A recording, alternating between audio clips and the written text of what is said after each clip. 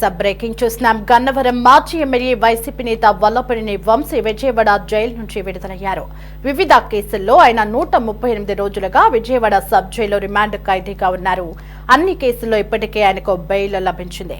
చివరిగా మంగళవారం నకిలీ పట్టాల కేసులో కూడా నూజివీడు కోర్టు బెయిల్ మంజూరు చేసింది. ప్రస్తుతం అన్ని కేసుల్లో ఆయనకు బెయిల్ మంజూరైంది.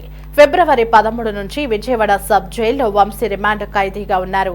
ఆయనకు స్వాగతం పలికేందుకు అభిమానులు, కార్యకర్తలు జైలుకు తరలివచ్చారు.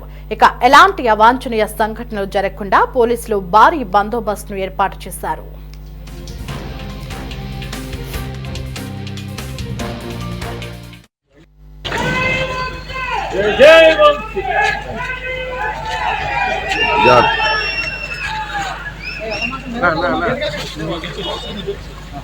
లక్ష్మణ్ రామ్మా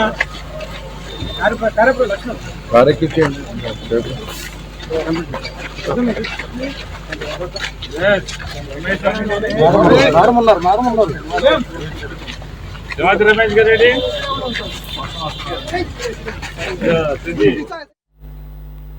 సుప్రీంకోర్టులోనూ వల్లభనేని వంశీకి ఊరట దక్కింది. వంశీ బెయిల్ రద్దుకు నిరాకరించింది. అక్రమ మైనింగ్ కేసులో వాల్యుయేషన్ నివేదిక వచ్చాక చూస్తామని తెలిపింది. తదుపరి విచారణ ఈ నెల 16కు వాయిదా వేసింది. ఇప్పటికే వంశీకి అన్ని కేసుల్లోనూ బెయిల్ లభించింది. దీంతో ఆయన ఇవాళ జైలు నుంచి విడుదలయ్యారు.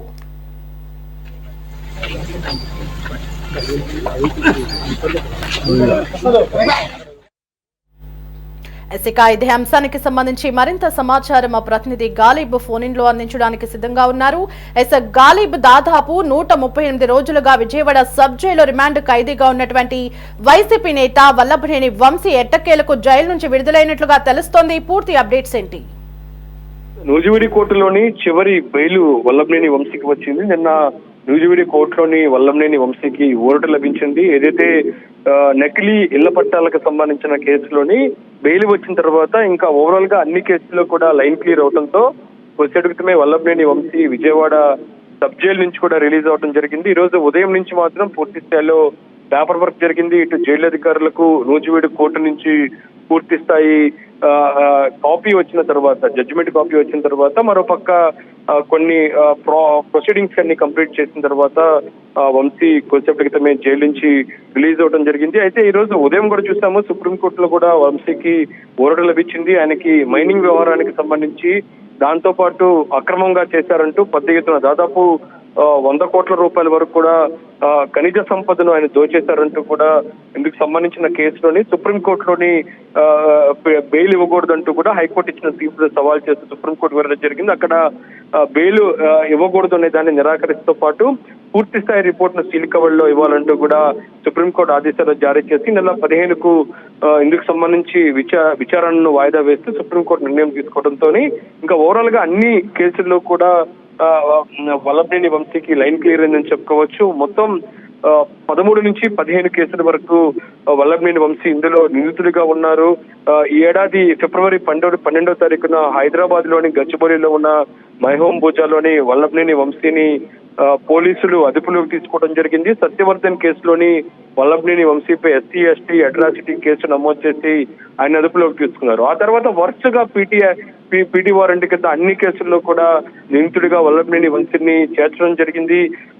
ప్రధానంగా సత్యవర్ధన్ కిడ్నాప్ కేసు, ఆ తర్వాత గన్నవరం టీడీపీ కార్యాలయంపై కేసు, మరోపక్క నకిలీ ఇళ్ల పట్టాలకు సంబంధించిన కేసుతో పాటు అవినీతి అక్రమాలకు సంబంధించి వివిధ కేసుల్లో కూడా వల్లభనేని వంశీని పై పోలీసులు వరుసగా కేసులు కడుతూనే ఉన్నారు.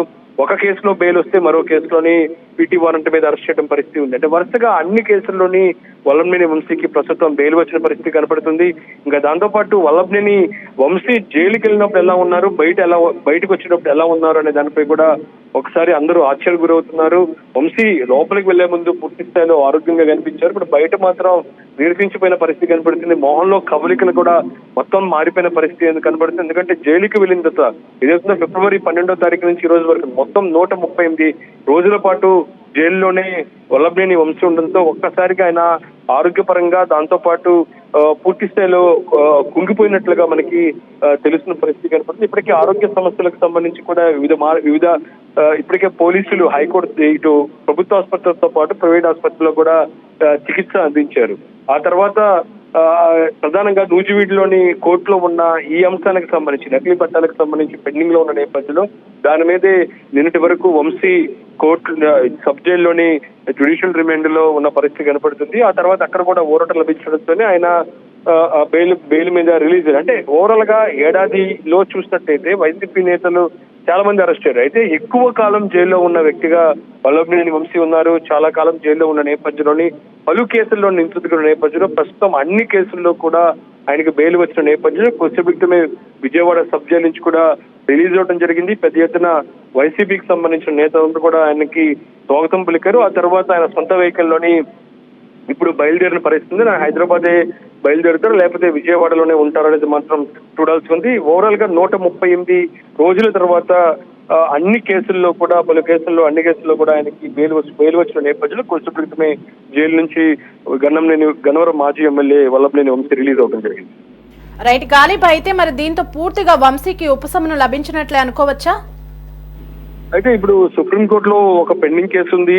ఈ అక్రమ మైనింగ్ కి సంబంధించి అక్కడ హైకోర్టు ఇచ్చిన బెయిల్ ను సవాల్ చేస్తూ పిటిషన్ వేశారు. అది ఈ నెల 15కు వాయిదా పడిన పరిస్థితి ఉంది. ఇంకా దాంతోపాటు ఇతర కేసులకు సంబంధించి మాత్రం చూడాల్సి ఉంది. పోలీసులు దాంతోపాటు ప్రభుత్వ యాక్షన్ ఏ విధంగా ఉండబోతుంది, ఇతర కేసుల్లో కూడా బెయిల్ వచ్చిన నేపథ్యంలో దాన్ని కూడా సవాల్ చేస్తూ పైకోర్టులకు వెళ్తారా లేదా అది మాత్రం చూడాల్సింది. షరతులు మాత్రం వర్తించాయి. ఆయన పోలీసులకు దాంతో పాటు ఆయా కేసులకు సంబంధించి ఆ స్టేషన్ లోని సంతకాలతో పాటు దేశాన్ని వదిలి వెళ్ళకూడదంటూ కూడా పలు నిబంధనలను ఇప్పుడు కోర్టు షరతులతో కూడిన బెయిల్ ఇచ్చిన నేపథ్యంలో దానికి నిబంధనలకు అనుగుణంగానే ఆయన ఉండాల్సి ఉంది. అయితే ఆరోగ్య సమస్యల నేపథ్యంలో ఆసుపత్రిలో మాత్రం వంశీ చేరే అవకాశాలు కనపడుతున్నాయి. ఒక ప్రైవేట్ ఆసుపత్రిలో చికిత్స తీసుకునే అవకాశం ఉన్నట్లుగా మనకి తెలుస్తుంది. అయితే ప్రస్తుతం అన్ని కేసుల్లో మాత్రం బెయిల్ వచ్చినా సరే ప్రభుత్వం యాక్షన్ ఏ విధంగా ఉండకపోతుంది. ఎందుకంటే నూజివీడు కోర్టులోని నకిలీ పట్టాలకు సంబంధించిన బెయిల్ వచ్చింది. దీన్ని సవాల్ చేస్తూ పోలీసులు ఏమైనా పైకోర్టుకి వెళ్తారా అనేది మాత్రం చూడాల్సింది. ప్రస్తుతం ప్రభుత్వం స్టాండ్ మాత్రం మైనింగ్ వ్యవహారానికి సంబంధించి సుప్రీంకోర్టులో సవాల్ చేస్తూ బెయిల్ కి సంబంధించి పిటిషన్ దాఖలు చేసింది. అది ఈ నెల 15కి వాయిదా పడిన పరిస్థితి ఉంది. అప్పుడు విచారణలోని ప్రభుత్వానికి సంబంధించి కౌంటర్ పై దానికి సంబంధించిన ఫీల్డ్ కవర్ లో అన్ని అంశాలు కూడా నివేదిక ఇవ్వాలని కోరిన నేపథ్యంలో ప్రభుత్వం ఏ విధంగా స్పందించబోతుందో మాత్రం చూడాల్సింది. ప్రస్తుతం షరతుతో కూడా బెయిల్ వచ్చిన నేపథ్యంలో ప్రభుత్వం ఇతర కేసులకు సంబంధించి కూడా నెక్స్ట్ స్టెప్ ఏమైపోతుంది అనేది మాత్రం చూడాల్సింది.